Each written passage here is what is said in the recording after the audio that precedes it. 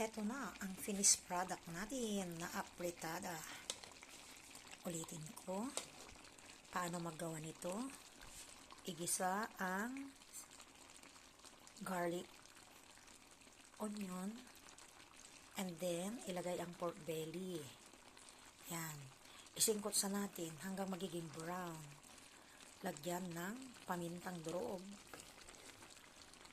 Lagyan ng seasoning. Nilagyan ko ng oyster sauce. And then, lagyan ko ng isang basong tubig. Yan. Kumulong hanggang malambot na ang karne.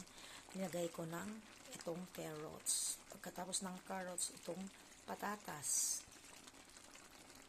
At saka, pag nung naluto na lahat, ilalagay ang green peas, yung gisantas kanina, o yung bilog-bilog na yan.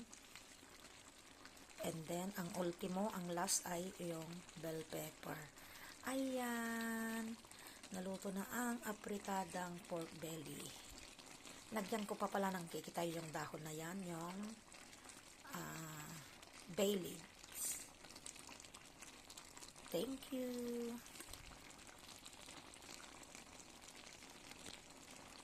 Kain na tayo!